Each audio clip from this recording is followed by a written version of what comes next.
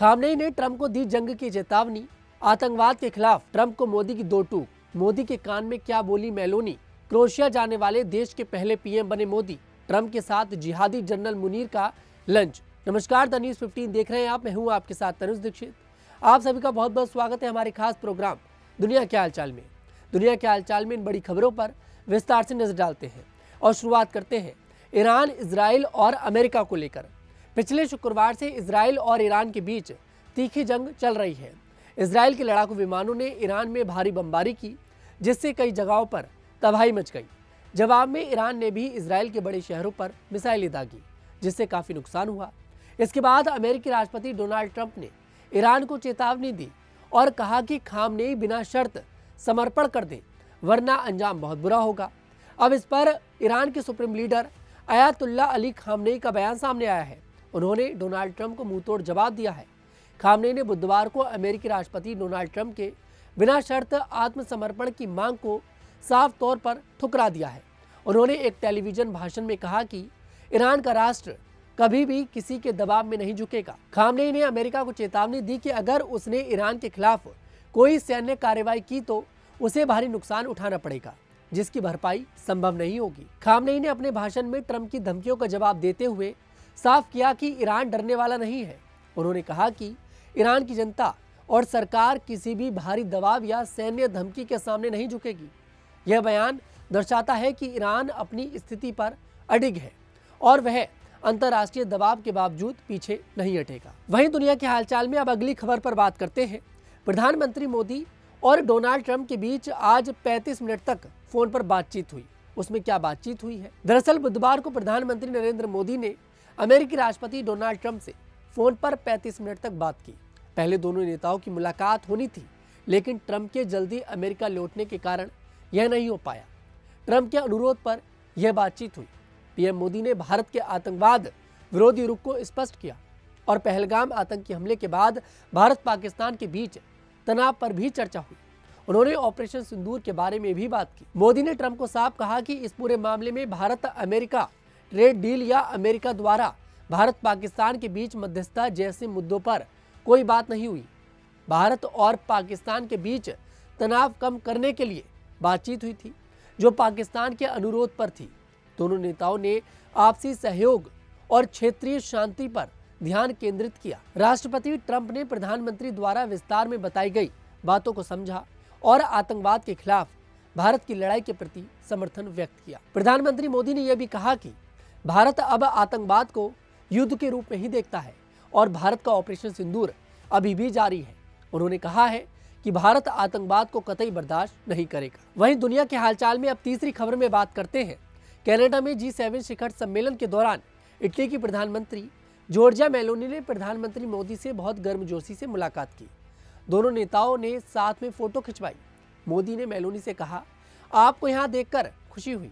इस पर मेलोनी ने जवाब दिया, आप सबसे बेहतरीन हैं, मैं भी आपके जैसा बनने की कोशिश कर रही हूँ। इस मुलाकात का वीडियो सोशल मीडिया पर खूब वायरल हो रहा है। यह मुलाकात भारत और इटली के मजबूत रिश्तों को दर्शाता है। प्रधानमंत्री मोदी की लोकप्रियता दुनिया भर में बढ़ रही है।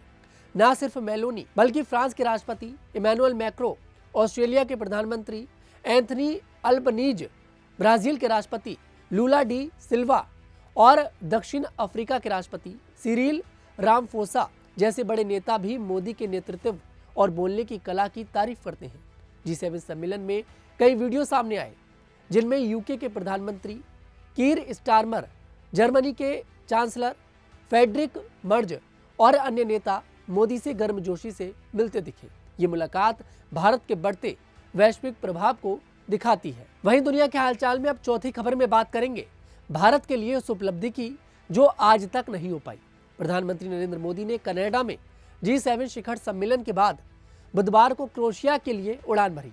यह उनकी 3 देशों की यात्रा का आखिरी पड़ाव है। वह क्रोएशिया जाने वाले पहले भारतीय प्रधानमंत्री हैं। क्रोएशिया एक बाल्कन देश है जो यूरोपियन संघ का सदस्य है। इससे पहले उन्होंने साइप्रस का दौरा किया, जहां वह दूसरे भारतीय प्रधानमंत्री बने। फिर वह साइप्रस से कनाडा के कैलगरी पहुंचे, जो एक दशक में उनकी पहली कनाडा यात्रा थी। क्रोएशिया दौरे का मुख्य उद्देश्य भारत और क्रोएशिया के बीच संबंधों को मजबूत करना है। इस यात्रा से दोनों देशों के बीच व्यापार, प्रौद्योगिकी, संस्कृति और अंतर्राष्ट्रीय सहयोग बढ़ेगा।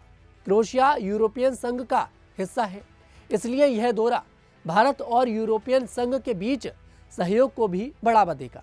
भारत क्रोएशिया के साथ रणनीतिक साझेदारी चाहता है, खासकर रक्षा, ऊर्जा और विज्ञान के क्षेत्र में। यह यात्रा दोनों देशों के लिए महत्वपूर्ण है।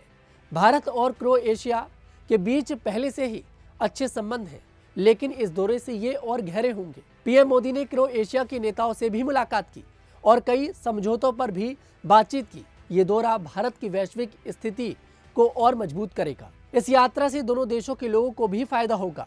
व्यापार बढ़ने से नौकरियां बढ़ेंगी और सांस्कृतिक आदान प्रदान से दोनों देश एक दूसरे को बेहतर समझेंगे। पीएम मोदी की यह यात्रा भारत की कूटनीति को नई ऊंचाइयों तक ले जाएगी। वहीं दुनिया के हालचाल में पांचवी और आखिरी खबर में अब बात करेंगे उस खबर की जिस खबर ने आज सभी को हैरान कर दिया। पाकिस्तान के आर्मी चीफ आसिम मुनीर और अमेरिकी राष्ट्रपति डोनाल्ड ट्रंप की व्हाइट हाउस में मुलाकात ने सबको चौंका दिया है। दोनों ने साथ में लंच किया, जबकि मुनीर पर भारत के खिलाफ हिंसा भड़काने और आतंकवाद को बढ़ावा देने के गंभीर आरोप हैं। लोग सवाल उठा रहे हैं कि ट्रंप को दुनिया में और कोई साथी नहीं मिला जो वे मुनीर के साथ खाना खा रहे हैं, जिनका विरोध पाकिस्तानी मूल के लोग भी अमेरिका में कर रहे हैं। हालांकि विशेषज्ञ इस मुलाकात के पीछे बड़ा भू राजनीतिक मकसद देखते हैं। माना जा रहा है कि ट्रंप का फोकस मिडिल ईस्ट, खासकर ईरान पर है, जो इजराइल के साथ युद्ध में उलझा है। अमेरिका इस क्षेत्र में तनाव कम करना चाहता है और पाकिस्तान की भूमिका इसमें अहम हो सकती है। साउथ एशिया विशेषज्ञ माइकल कुगेलमैन ने सोशल मीडिया प्लेटफॉर्म एक्स पर लिखा कि अमेरिकी अधिकारी अक्सर पाकिस्तानी सेना प्रमुख से मिलते हैं, लेकिन राष्ट्रपति द्वारा व्हाइट हाउस में ऐसी मेजबानी दुर्लभ है। ये मुलाकात इसलिए खास है क्योंकि ट्रंप का प्रशासन ईरान के मुद्दे पर रणनीति बना रहा है। पाकिस्तान की सेना का क्षेत्रीय प्रभाव और ईरान से रिश्ते इस मुलाकात को अहम बनाते हैं। कुछ का मानना है कि अमेरिका पाकिस्तान के जरिए मिडिल ईस्ट में शांति की कोशिश कर सकता है।